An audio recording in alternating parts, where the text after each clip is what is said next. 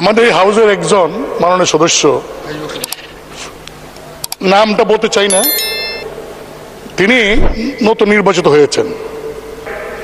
আমাদের কোনো সদস্য যদি এমন কোনো কথা বলে যে কথায় প্রধানমন্ত্রী স্পিকার সহ 349 জন এমপি সম্পর্কে মানুষের কাছে ভুল বার্তা যাবে, তার সস্তা জনপ্রিয়তা অর্জন করার জন্য যদি এই ধরনের কথা বলে ভুল বার্তা যায়, সেই বিষয়টা আপনি দেখতে পারেন। এই মুজিবুল হক চুন্নু সাহেব সম্ভবত এই প্রথম বঙ্গবন্ধুর একজন আদর্শের সৈনিকের মুখোমুখি হয়েছেন। এর আগে হয়তো উনি ওইভাবে মিট করেন নাই, কারণ উনি তো হচ্ছেন গিয়ে একজন স্বৈরা শাসক এরশাদের নেতা।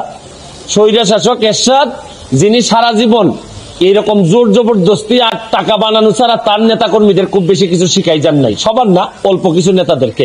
আসসালামু আলাইকুম বন্ধুরা, আশা করি সবাই ভালো আছেন। আল্লাহর অশেষ রহমতে আমিও ভালো আছি। শুরুতে যে ভিডিওটি দেখলেন, আজকের ভিডিওটি খুবই গুরুত্বপূর্ণ। আশা করি শুরু থেকে শেষ পর্যন্ত আমাদের সাথেই থাকবেন।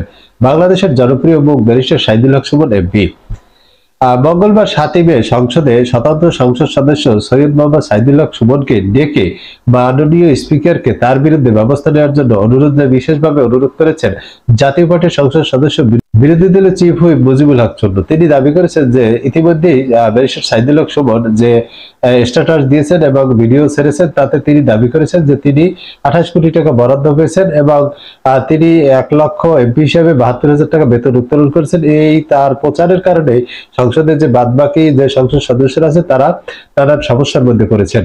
তিনি দাবি করেছেন তিনি যে 28 কোটি টাকা বরাদ্দ পেয়েছেন, এটা কিন্তু অনেক এমপি বা তারা নিজেরা পাননি। তো এইটা তিনি প্রচার করার পর তার যে স্থানীয় লোকজন আছে তারা তার কাছে তিনি যে টাকা পেয়েছেন সেই টাকা তিনি কি করেছেন এমন জানতে চেয়েছেন। তো এই বিষয়ে তিনি আরো যে শাহিদুল হক সুমনের ব্যাপারে গুরুত্বপূর্ণ বক্তব্য দিয়েছেন, অভিযোগ তুলেছেন, চলুন আমরা তার মুখ থেকেই শুনে আসি। আমাদের হাউসের একজন মাননীয় সদস্য, নামটা বলতে চাই না, তিনি নতুন নির্বাচিত হয়েছেন। তিনি ফেসবুকে কিছু বক্তব্য দিয়েছেন, যে বক্তব্যটা আমরা সবাই এফেক্টেড। যেমন 1 নম্বর তিনি বলেছেন জনগণের উদ্দেশ্যে যে আপনারা কি জানেন এমপিরা কত বেতন পায়? তারা তো এটা বলে না, গোপন করে। তিনি বলেছেন যে 1,72,000 বেতন তিনি পেয়েছেন। মানে স্পিকার, আমরা কত বেতন পাই এটা তো লুগানি কিছু নাই, এটা ওয়েবসাইটে গেলে পাওয়া যাবে।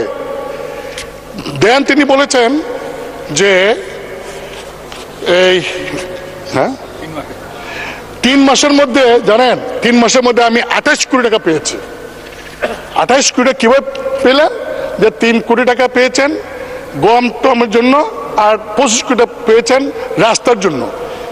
বলছে আপনি জানেন যে 3 মাসে আমি 28 কোটি টাকা পেয়েছি। মানে স্পিকার, এই যে 28 কোটি টাকা পেয়েছেন, এই কথা বলছেন, এই টাকা কি আমি পেয়েছি? আপনি মানে স্পিকার এমপি আপনি কি পেয়েছেন? মানে সংসদ নেতা প্রধানমন্ত্রী তিনি কি পেয়েছেন?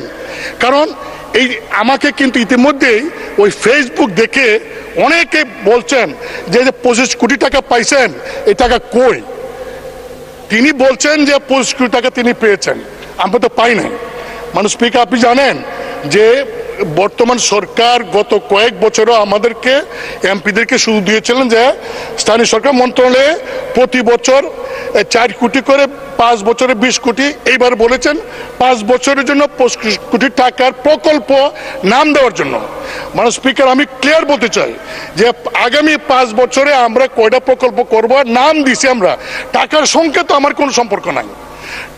এই আমরা নাম দেই, এলজিডি তারা সার্ভে করে, তারা টেন্ডার করে, তারপরে তারা কাজ করে, বাস্তবায়ন করে। কিন্তু মাননীয় সদস্য যেভাবে বলছেন যে আমরা 25 কোটি টাকা আমরা পেয়েছি, শুধু তাই না, তিনি আরো বলেছেন যে এমপি যে তো লাভবান, যদি আগে জানতাম তাহলে আরো আগে এমপি তুমি তো বড় ব্যবসা। মানে স্পিকার, আমি আপনাকে বলছি কারণ আপনি হলেন এই সংসদের গার্ডিয়ান।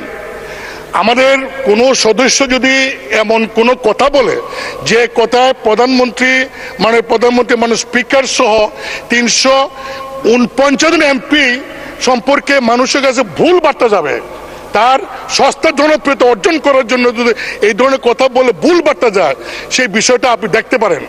আমি আপনাকে বলবো যে আমরা অনেক কথা বলবো, এখানে ডিবেট করব, কিন্তু এমন কোনো কথা বলবো না, বলতে পারি না, অধিকার আমার নাই যে আমার কথা 349 জন এমপি তাদের ইজ্জতে যাবে, তাদের সম্পর্কে মানুষের মধ্যে একটা ভুল বোঝাবুঝি হবে। আপনি আমার কাছে মানে স্পিকার এটা আছে, পুরো রেকর্ডিংটা আছে, ভিডিওটা আছে, আমি আপনাকে পাইতে পারি।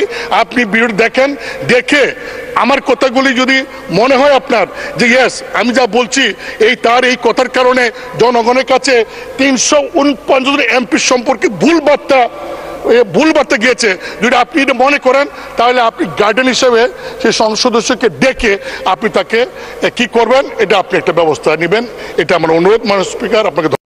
বন্ধুরা, আমরা ইতিমধ্যেই যে মজিবুল হক চুন্নুর বক্তব্য শুনলাম, তার এই কথার প্রতি উত্তর দিয়েছেন ব্যারিস্টার সাইদুল হক সুমন। তিনি দাবি করেছেন যে তিনি যে কথাগুলো বলেছেন সেটা তার বক্তব্য, তিনি যে টাকাটা বরাদ্দ পেয়েছেন তিনি আগামীতেও সেই টাকা বরাদ্দগুলো জনগণকে জানিয়ে যাবেন। তিনি দাবি করেছেন যে টাকা তিনি বরাদ্দ পান, এই টাকাগুলো তিনি কোন কোন খাতে খরচ করেন এবং কোথা থেকে কোন টাকা বরাদ্দ পেয়েছেন এগুলো জনগণের জানার অধিকার আছে এবং জনগণকে তার জানানোর অধিকার আছে। তো চুন্নুর কথার এই প্রতি উত্তরে তিনি গুরুত্বপূর্ণ বক্তব্য দিয়েছেন, চলুন আমরা তার মুখ থেকেই শুনে আসি। এই মুজিবুল হক চুন্নু সাহেব সম্ভবত এই প্রথম বঙ্গবন্ধুর একজন আদর্শের সৈনিকের মুখোমুখি হয়েছেন। এর আগে হয়তো উনি ওইভাবে মিট করেন নাই, কারণ উনি তো হচ্ছেন গিয়ে একজন স্বৈরা শাসক এরশাদের নেতা, স্বৈরা শাসক এরশাদ, যিনি সারা জীবন এইরকম জোর জবরদস্তি আর টাকা বানানো ছাড়া তার নেতা কর্মীদের খুব বেশি কিছু শিখাই যান নাই, সবার না, অল্প কিছু নেতাদেরকে যারা অনেক টাকার মালিক হয়েছেন এরশাদের আমলে। উনি তো এরশাদের স্বৈর শাসক এরশাদের একজন নেতা হয়ে উনি বঙ্গবন্ধুর আদর্শের সৈনিকের, প্রকৃত আদর্শের সৈনিকের মুখোমুখি এই প্রথম সংসদে হয়েছেন মনে হয়। এর আগে হয়তো তীব্রভাবে কারো মুখোমুখি হন নাই, এই জন্য উনার এত গাত্রদাহ। আর এত গাত্রদাহ কিসের? আরে ভাই আমার টাকা এটা। আর আরেকটা বিষয়, আমি যে আমার এলাকায় বলছি যে আমি 29 কোটি টাকা পাইছি বরাদ্দ, আমি কি কোনো কথা মিথ্যা বলছি? মিথ্যা বললে উনি আমার বিরুদ্ধে ব্যবস্থা নিন। আমি বলতে পারবো না, মানে আমি বরাদ্দ পাইছি এটা আমি বলতে পারবো না আমার এলাকায়, মানে কি আমি কি চুরি করতে চাই? মানে বিষয়টা যদি হইতো যে আমি এই টাকা পাই নাই, আমার 25 কোটি টাকা দেওয়া হয়েছে রাস্তা বানানোর জন্য, এটা আমার বরাদ্দ, আমি বলে দিব কোথায় কোথায় রাস্তা হবে। আমাকে দেওয়া হয়েছে মসজিদ মন্দিরে টাকা দেওয়ার জন্য 2 কোটি, এটা আমার বরাদ্দ, আমার নামে আসবে, আমি এগুলা দিয়ে দিব কোথায় কোথায় বরাদ্দ হবে। টিআর কাবিকা আসছে আমার নামে, আমি দিব কোথায় কোথায় বরাদ্দ দিয়ে দিব। আমার শুধু নিশ্চিত করতে হবে এই টাকাটা যেন আমি এবং আমার পরিবার খেয়ে না ফেলে, বা আমার লোকজন যেন খেয়ে না ফেলে। এইটার মধ্যে লুকালুকির কিছু আছে বলে আমার মনে হয় না। এর চেয়ে বড় বড় সাহেবদের সাথে আমার দেখা হয়েছে, তাও আমার চরিত্র বদলায় নাই। আমি আমার যে কাজ বিশ্বাস করে করি, স্বচ্ছতার সাথে করার চেষ্টা করি, যতদিন করবো ততদিন এমপি থাকবো। এটা কি আমার বাপের পোস্ট নাকি যে সারা জীবন থাকা লাগবে এখানে?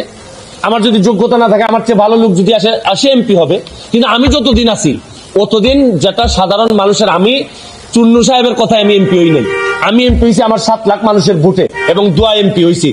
আমার তো মনে হয় যে এই চুন্নু সাহেবরা এমন ভাবে ভিতরে ঢুকছেন, এরা তাদের সক্ষমতা সম্পর্কে কিছু জানেও না, বুঝেও না। কেন যে বিরোধী দল হয়েছে আল্লাহ মাহবুব জানে। আর এরাও 11 জন, আর আমরা স্বতন্ত্র আছি 62 জন। আমরা তো হিসাবেতে আমরাই বিরোধী দল হওয়ার কথা, কিন্তু এখন কারণে অকারণে আমরা যেহেতু উনারা একটা দল হিসাবে আসছেন, তা আমরা ওনারা মেনে নিছি। কিন্তু উনি তো সরকারি দলের বিরোধিতা না করে মাশাআল্লাহ এখন শুরু করছেন যে স্বতন্ত্র ক্যান্ডিডেট কেন টাকার ঘোষণা দিয়ে দেয়, এই কারণে উনি বিরোধিতা শুরু করছেন। আমার এখন তারাইলার করিমগঞ্জবাসীর জন্য আল্লাহর কাছে দোয়া করা ছাড়া আপাতত আর কোনো পথ নাই। আমি তো উনার দায়িত্ব কিভাবে পালন করছেন আমি জানি না, আপনাদেরকে একটা নমুনা দিলাম। উনার দায়িত্ব ছিল হচ্ছে বিরোধী দল হবে, সরকারের সমালোচনা করবে, সরকার যেন সঠিকভাবে চলতে পারে, দেশে যেন দুর্নীতি মুক্ত হয়, এগুলার জন্য উনি প্রতিবাদ করবে। এটাই বিরোধী দলের দায়িত্ব বলে জানি। বিরোধী দলের দায়িত্ব যে স্বতন্ত্র, যে একটু ভালো কাজ করতে চায়, সৎ হইতে চায়, তারে যে চাপটি মারিয়া ধরে সংসদ থেকে বের করে দেওয়ার প্ল্যান করছেন, এটা তো আমার জানা ছিল না। আমার মনে হয় না এটা কোনো পৃথিবীর কোনো জায়গায় বিরোধী দলের দায়িত্ব এটা হইতে পারে।